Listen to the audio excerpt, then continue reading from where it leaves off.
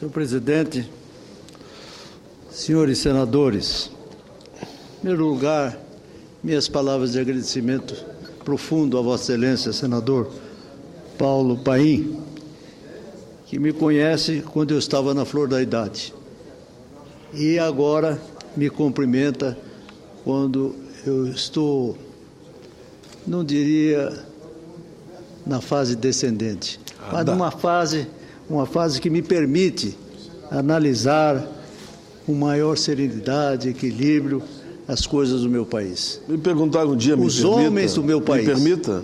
Me perguntaram um dia qual a melhor idade. Digo, a melhor idade é aquela que eu estou vivendo. Cada ano que eu vivo, para mim, é um ano de melhor idade. Por isso seja homenageado com esse símbolo da sua melhor idade.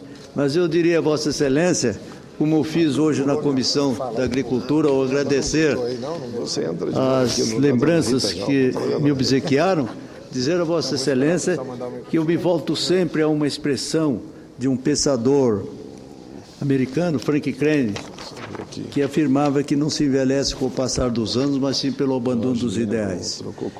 Na fase em que eu me encontro, na melhor idade, diria então eu posso dizer a Vossa Excelência e aos meus ilustres pares que me considero ainda um jovem. E quero lembrar ainda, senhor presidente, uma frase que me vem agora à memória, que partiu de um dos mais ilustres homens públicos que eu conheci, que foi Franklin Delano Roosevelt, que dizia que é melhor alcançar triunfo e glória, mesmo expondo-se à derrota, do que formar fila com os pobres espíritos, que não gozam muito nem sofrem muito, porque vivem numa penumbra cinzenta que não conhece vitória nem derrota. Essa tem sido também a minha vida. Nesses longos anos de existência, eu tenho procurado, enfrentando todas as dificuldades que são naturais da vida pública, eu tenho procurado sempre ser fiel aos meus sentimentos. E é por isso que, com muita alegria, eu recebo essas manifestações de amizade de Vossa Excelência e de todos os meus ilustres pares. Quero significar aqui o senador Ciro Miranda e o senador Valdemir Mocha, que me obsequiaram na Comissão de Agricultura com expressões de muito carinho e respeito. Muito obrigado a Vossas Excelências. Mas, senhor presidente, a minha intenção é seguir a mesma linha do discurso feito aqui pelo senador Maldarner e com a parte elucidativa do senador Álvaro Dias.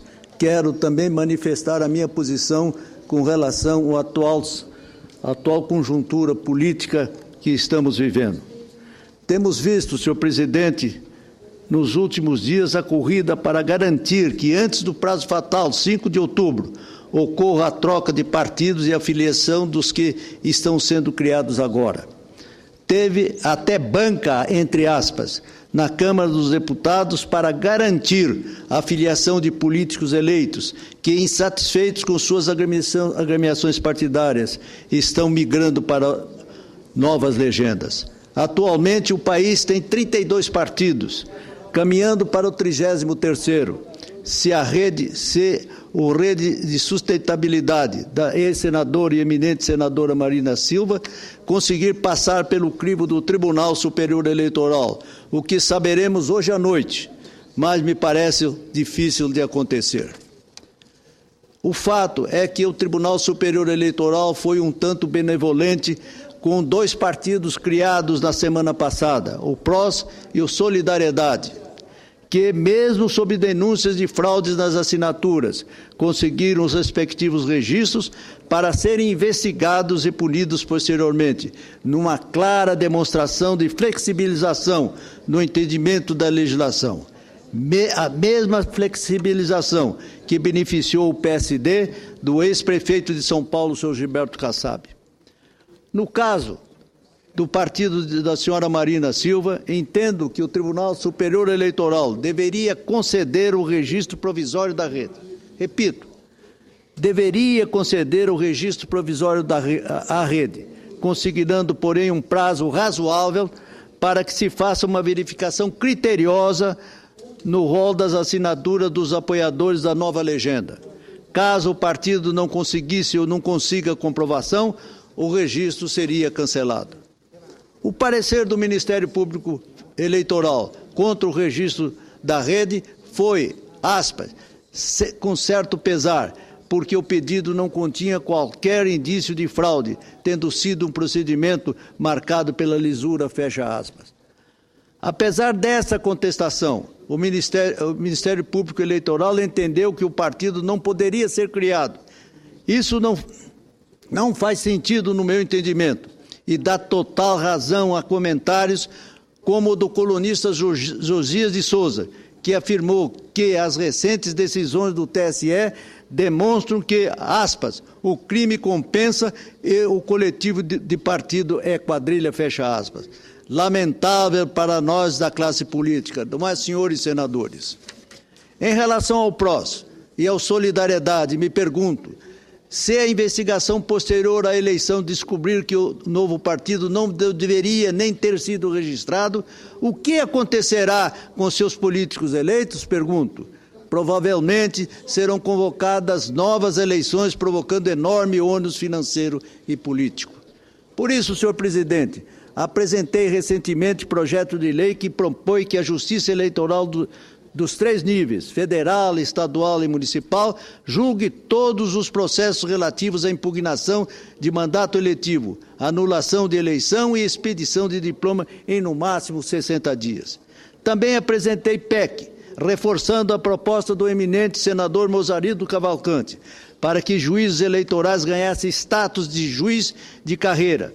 Com quadro efetivo, entendemos, o alto volume de processos tramitando naquela instituição poderia ser reduzido de forma significativa. Mas, senhor presidente, senador Paulo Paim, por que o Brasil permite a existência de mais de 30 partidos políticos, pergunto eu. O número excessivo de legendas está longe de ser necessário para configurar divergências políticas e ideológicas. Nesse ponto, concordo com o presidente do Supremo Tribunal Federal, ministro Joaquim Barbosa, que diz que a proliferação de siglas no Brasil é, entre aspas, péssima. Segundo ele, nenhum sistema funciona com 10, 15 ou muito menos com 30 partidos. Mas interrompo nesse instante o meu pronunciamento para ouvir a palavra balizada do eminente colega do meu estado, o ilustre. Mas Vossa Excelência já fez a breve comunicação. Ele está de aniversário, primeiro eu dei 10 minutos, segundo, Vossa Excelência pode fazer uma parte. Então, com a benevolência do presidente, eu queria dizer, senador, é claro que não é isso que eu quero dizer, mas eu me filiei no MDB em 1978. Eu nunca tive um outro partido na minha vida. E acho que essa questão dessa migração partidária, nós estamos com 30 e tantos partidos, não é possível isso, não tem como, né, você poder realmente, né, mensurar isso, como é que faz isso? E a cada ano, na véspera do ano anterior, ocorre essa migração. E o que eu vejo nas notícias de jornais, né, o que leva um parlamentar a ir para um partido, deixar um partido, realmente, senador Figueiró, eu sou de uma geração em que minha família, meu avô, minha mãe, meus tios, tudo da antiga UDN. E na época em que partido, né, não tinha. E eu, lá na minha querida Bela Vista, é muito difícil essa questão de você explicar a saída de um partido, vai para o outro. Eu acho que isso é uma coisa que nós aqui, numa reforma política séria, teríamos que tratar. Não é possível essa migração que me parece apenas por um oportunismo eleitoral. Senador Moca, eu sinceramente pensava que eu estava falando como inscrito, não sabia que era para explicações pessoais. Mas eu vou abusar da benevolência do nosso presidente para concluir o discurso. E quero dizer a Vossa Excelência que eu comungo totalmente com o seu ponto de vista, até porque as nossas origens são comuns. Eu venho da UDN de 1945, no tempo que A liberdade, a vigilância era... Vossa Excelência também era da UDN. O preço da liberdade é a eterna vigilância. Eduardo Gomes. Pois bem. O Cacildo tocava um bumbo na banda de música. Mas como é bom a gente lembrar do passado, né? Saudades. Eu quero dizer que eu era criança nessa época, não é que não fui filiado ao UDN. Pois é. Mas os seus pais o eram. Mas, senhor presidente, eu vou continuar agradecendo a manifestação do eminente senador Moca. Achei interessante o artigo publicado do Correio Brasileiro de ontem, de 2 de outubro, que fala do ritmo da proliferação de partidos políticos desde os anos de 80 para cá.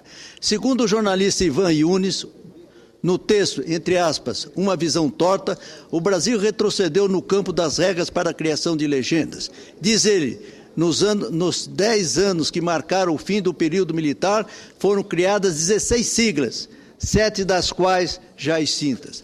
Na década seguinte, marcada pela estabilização da economia, o ritmo diminuiu com 11 novos partidos, sendo que outros 4 nasceram da fusão entre agremiações.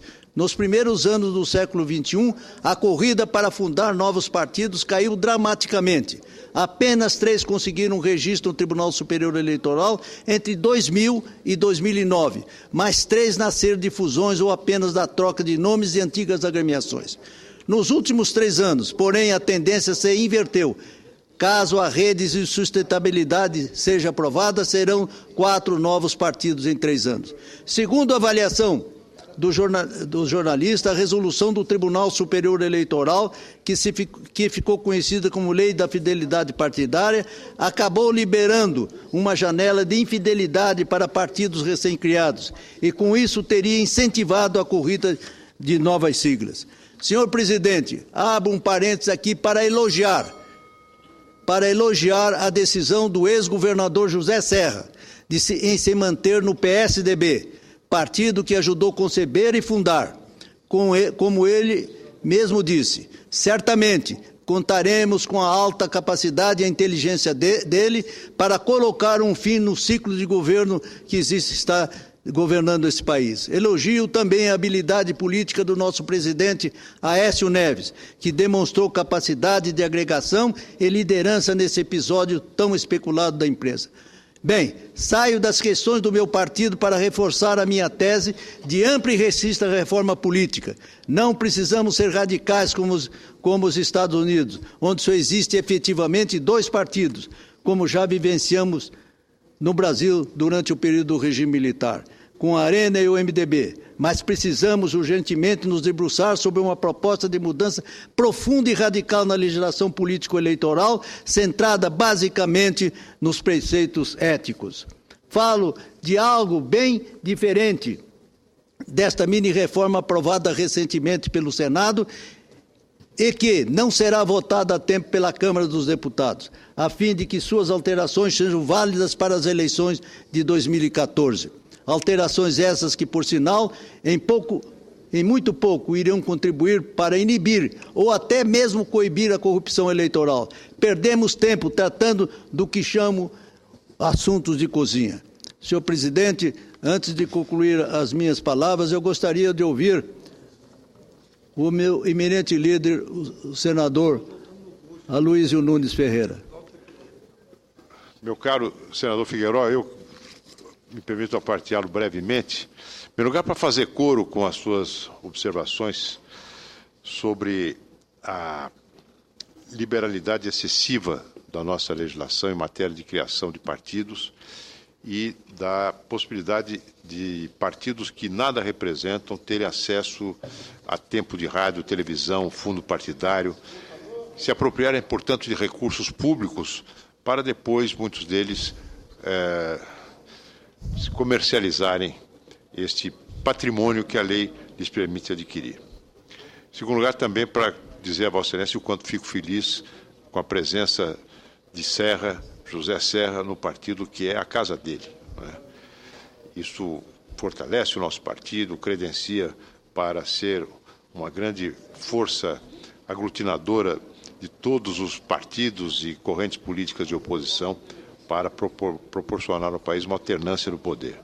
E, finalmente, eu não podia deixar de lhe dizer o quanto eu gostaria, quanto eu lhe admiro, o quanto lhe aprecio, da amizade que, apesar do pouco tempo de convivência, surgiu entre nós, da felicidade que é para mim, líder do PSDB, ter nas nossas fileiras um senador da qualidade de Vossa Excelência, da tradição política de Vossa Excelência, da aplicação de Vossa Excelência, do espírito público, da dedicação ao seu Estado, e aproveitar para dizer isso mais uma vez no dia do seu aniversário. Eu tentei falar com o senhor esta manhã, não consegui, mas transmito agora de público para o senhor e para toda a sua família, todos os seus amigos, esse testemunho de apreço, de amizade e os meus votos de felicidade. As palavras de Vossa Excelência, senador Aloysio Nunes, tocam ao meu coração, como fizeram hoje na reunião da Comissão de Agricultura os nobres senadores Ciro Miranda e Valdemir Moca. Sou profundamente grato às palavras de incentivo que Vossa Excelência me oferece e que me rejuvenescem também. Veja lá, um homem com 82 anos está aqui nessa tribuna falando a Vossas Excelências, para mim é uma honra imensa, né? E me dá um tônico que me faz permanecer aqui aplaudindo Vossas Excelências pelos ensinamentos que Vossas Excelências têm me oferecido até agora. Essas homenagens também eu dirijo ao meu caro presidente Paulo Paim, e pedindo a ele que considere lido os termos finais do meu pronunciamento, que é no mesmo sentido das palavras que eu ofereci há pouco. Muito grato a Vossa Excelência, que Deus o abençoe sempre. Rubens Figueiredo, permita só que eu